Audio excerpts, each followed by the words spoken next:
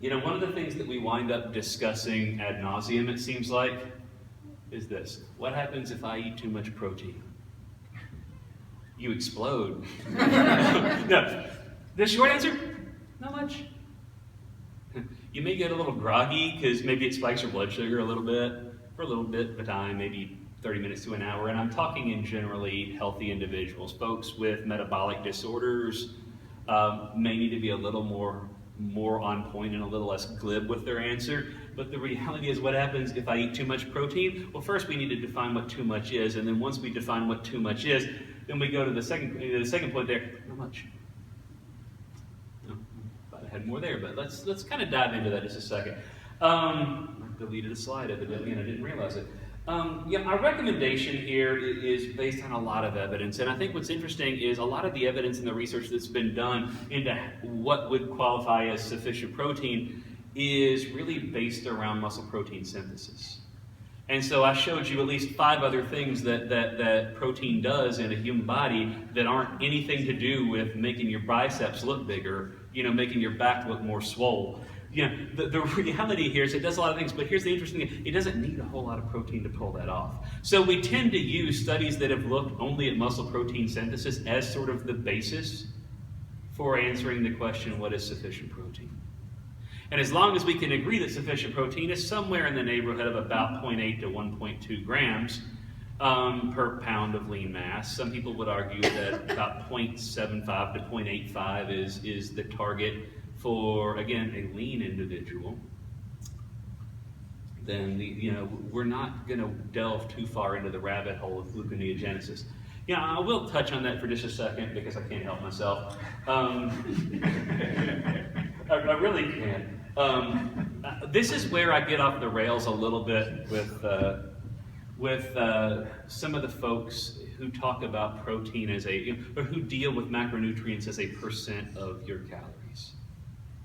I think that in an individual who is trying to stay at maintenance, that's probably a reasonable thing to do because your calories are going to be relatively fixed because I like my body the way it is now. I'm not trying to look like, like a supplemented athlete. I'm not trying to look like somebody other than who I look like when I shave every morning in the mirror or when I flex or whatever it is that I do to let myself know that I like the way that I look.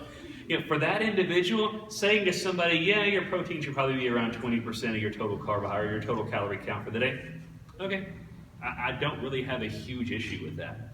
But the problem is, again, we take context clues here. What about a big person?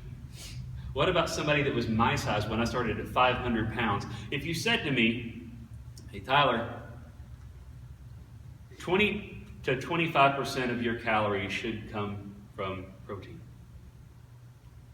And I would raise my hand and say, I was losing weight at over 4,000 calories a day. Let's do the math on that. Did I have that much lean mass? See, this is a problem with relative versus absolute values. And we need to be cognizant of the context in which that's being shared before we throw out trite, sort of cliched information and say, here's the proof text, right? 20%, it's 25%, it's 30%. You have no idea until you've looked at that person without a shirt on what the answer to that question is. And until that person has opened up and shared with you from their dream journal what their goals in life are, you have no ability to provide that person with advice. Because all you're doing at that point is potentially setting them up for failure, and you're setting back the ketogenic industry. Because we have people that go, I tried that thing, it didn't work for me. Well, how did you calculate your macros? Well, I put the ratio in there and I ate, 80% fat. Okay, so let's assume you ate no carbohydrate, that's 20% protein. How many calories were you eating a day? 5,000 because I weighed 600 pounds. Or maybe it's 5,000 because I weighed 120 pounds and I didn't want to weigh 120 pounds anymore. The answer is, again, contextual. And I know I keep driving that point home, but I do think it is incredibly important. But I want to go a step further and let's talk about carbohydrates in general. Not all carbohydrates are the same. There's the answer to the question that I asked. How about glucose, right? So what happens when you ingest glucose? if you've been ketogenic for a while, you may pass out because of some of the phenomenon associated with it. But what's interesting is when you ingest glucose, your blood glucose levels, or anything that is constituent or largely made up of glucose, as it breaks down, your blood glucose goes up. It's true, right? If you ingest exogenous ketones and they enter into the bloodstream, what happens to your ketone levels in your blood? They go up. What happens if you ingest aspirin and it enters into your bloodstream? Your blood levels of aspirin go up, right? Anything you consume which finds its way to your bloodstream or to your tissues will absolutely impact. What's my reading? What's my test result, right? Glucose is kind of an interesting thing. But then we get to fructose. Fructose is metabolized almost entirely in the liver. It actually tends to drive runaway glycolysis. It does some pretty nasty things. It does some really interesting things. One of the things it does not do a very good job of is it does not spike insulin very high. There's some argument that there may be a really delayed, blunted sort of effect curve to fructose, and I'll yield the point there to people way smarter than me. But guess what? It raises blood fructose levels, I guess, but we don't test for that, do we? And then we get into the issue of galactose. Well, galactose is an interesting duck because, quite frankly, in a ketogenic diet, we don't eat very much, or we don't take in very much galactose. Where do you find galactose? Galactose is the monomer, or the monosaccharide version of milk sugar. So those of you that are lactose intolerant, that's one half of what lactose is. The other half of it is glucose. So what's interesting, though, is as we look at the research, right, what we'll find is that galactose in and of itself doesn't really seem to be very insulinogenic, and it really doesn't seem to drive blood glucose. Why? Because it's not glucose. But what's interesting is when you pair it with glucose, that is when you consume a high sugar milk beverage, or when you get a lactose-based product, something like ice cream maybe, the rate at which your blood glucose increases, the rate at which the insulin response happens, seems to be substantially higher than it should be based on the amount of glucose that you just ingested. Something's happening there that's symbiotic that we don't really understand all the way yet. Maybe smart people do, I don't know. But here's the point. Carbohydrates have various insulinogenic responses. Does that mean that the answer to people who eat ketogenic diets, who want to have some sort of carbohydrate source, is to eat all the fruits you can get your hands on? The answer to that is no, for reasons I can't really dive into for time. But it's interesting, the glucose-galactose response is almost immediate and it's significant. Fructose does have a blunted insulin response. And this is the key point here. Carbohydrate is a limit to stay below based on your context and your goals. You want to get from 22% body fat to 6% body fat? Mind your P's and Q's. You want to get from 3.5% body fat because evidently you're part of the Minnesota starvation experiment, and you want to get up to 12 to 15 to someplace a little more in the you can maintain at that level. Eat some more carbohydrate. It'll put it on you. It's not a real hard thing to figure out, right? But it's important to know that it is a limit to stay below. And last we come to fat, because those of you that are going to drink alcohol are going to drink alcohol, and there's not much I can tell you that's going to convince you that gin is not your friend.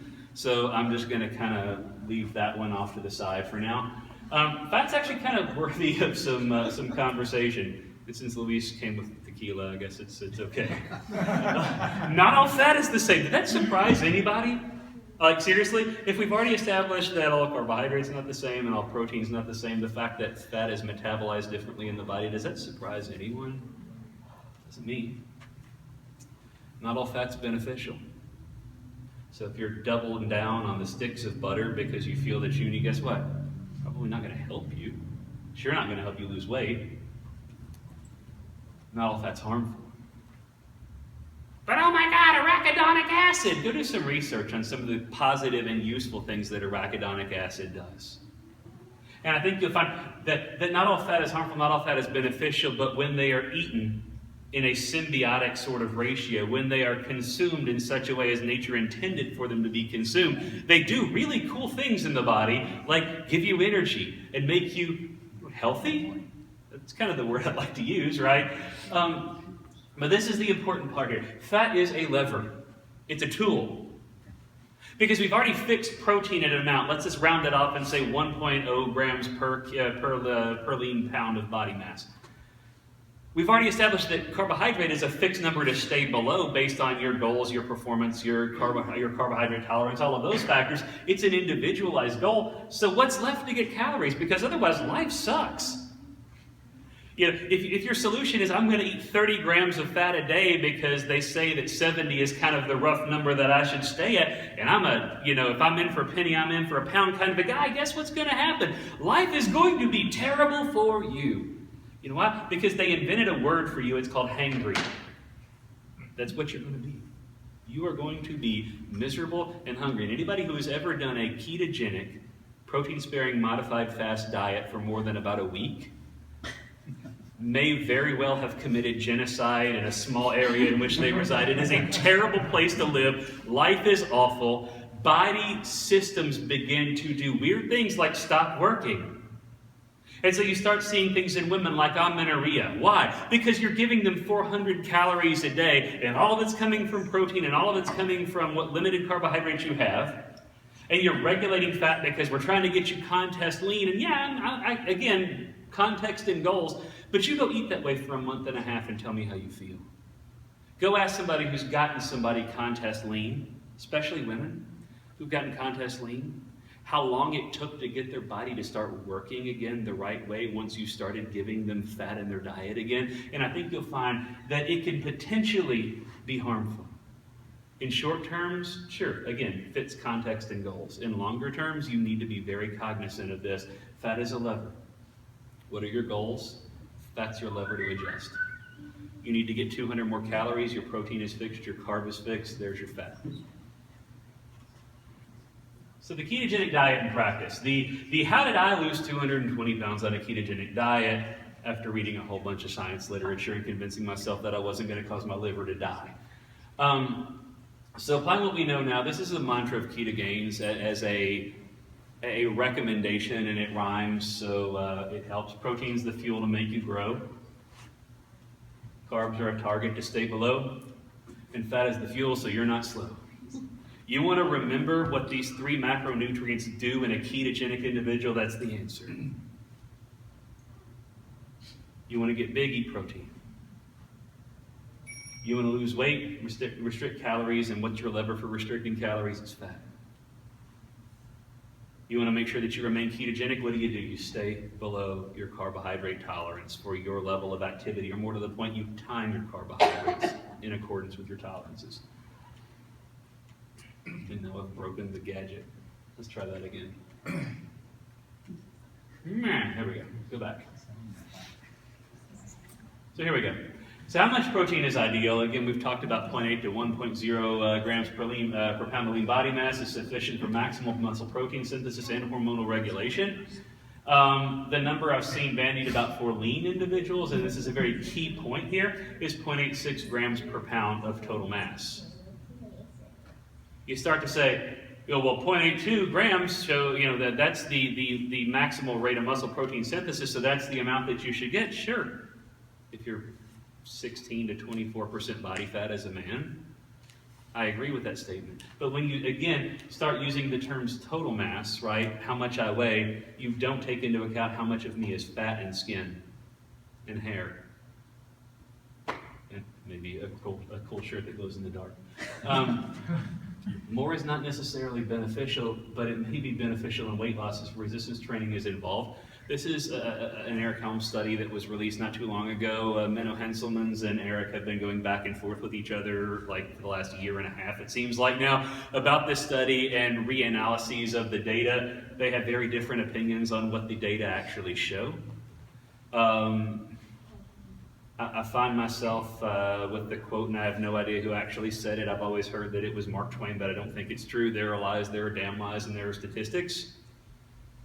You have 2 incredibly competent individuals who fundamentally disagree on what the data from the same study shows. It's evidence that that's true. Here's a short answer to the question. How much protein should I eat? All of it. Yeah, exactly. And Luis and I were talking last night about some of the studies that have been done where they overfed, it was the prisoner studies, right? To excesses, like 4 grams per pound of total mass or something per day, to the point that the prisoners were determining that it was cruel and unusual punishment to continue to feed them all of this meat. And guess what didn't happen? They didn't get fat. Why? Because I strongly suspect that gluconeogenesis is not a supply-driven process. I have not seen the evidence to support it, and the absence of evidence to support something is sometimes speaks louder than the evidence for supporting something. Because I will yield the point there haven't been a whole lot of human studies done on it. The problem is all the human studies that have been done on it haven't shown what they were intended to show, which is that if you eat sufficient protein and then you eat to excess, all of a sudden the magic switch happens and gluconeogenesis is your enemy and you blow up like the Stay Puft Marshmallow Man. That doesn't work. It doesn't happen. I'm sorry. Those of you who may have some metabolic deficiencies or issues, that may be a different statement, but for the otherwise healthy, show me the evidence. So how much carbohydrates ideal? This is a statement that Luis and I were talking about last night. Sufficiently low to induce ketosis. Why? Because what's our definition of a ketogenic diet? Any diet which is sufficiently low in carbohydrate content to elicit the effective release of ketone bodies for energy. 20 to 50 grams a day is a good rough number. Well, if 20 is sufficient to take care of all the functions, the cells, all the things that I need. Well, why don't I just go to 0? I mean, there's really no requirement. There's no essential carbohydrate. Yeah. Okay. It's your prerogative. But I would strongly encourage you to eat all the parts of the pig and the cow and the sheep and the fish that you don't eat today. Livers, entrails, and organs. I've taken to calling it rooter to tutor, and I don't know that anybody really likes that expression, but it is a true statement, right? There's a little less, or a little more crass version of that we've talked about privately. As little as necessary for your, how do you that, but I don't know how, individual, there we go, figured it out, individual goals and needs. It's individual. And finding a carb tolerance is likely unnecessary. This carb consumption is not a goal, it's a limit. How many times a day do I answer the question from somebody, what can I eat to get my fat in? Carbohydrate, it'll go right to your rear end. I mean, I don't really know how else to answer that question. So that's kind of where we find ourselves, right? Finding a carb tolerance is unnecessary, and me throwing this remote is likely going to happen. How much fat is ideal? It varies greatly from individual to individual. What does it vary based on? How lean are you today? How much fat do you have to burn on your body right now? Fat's only a goal as it pertains to calories for maintenance and gain. It's a lever. But it is important to note that because there are a lot of fat-regulated functions that happen in the body, that there is a minimal amount of fat that is necessary to be consumed so that you stop or you continue to work well and don't stop working. It's around 50% of your weight in kilograms. So those of you who can take your weight in pounds in America and divide by 2.2, that's going to give you kilograms roughly, then multiply that by 0.5. That's a good rough math answer. If you want a more detailed answer, it depends on who you read and who you believe. But it all seems to dance around that number. There we go. So the ketogenic diet for fat loss, and I know I'm supposed to talk about ketogenic diets for fat loss, and this is going to take up 5 minutes of my talking points, and I'm done. The hormone influence, yeah, absolutely. You get somebody's insulin levels sky high, and you feed them much of anything, guess what's going to happen? They ain't losing weight. Period. One of the key drivers behind weight loss in a ketogenic diet has to do with 2 letters and a slash. Insulin to glucagon.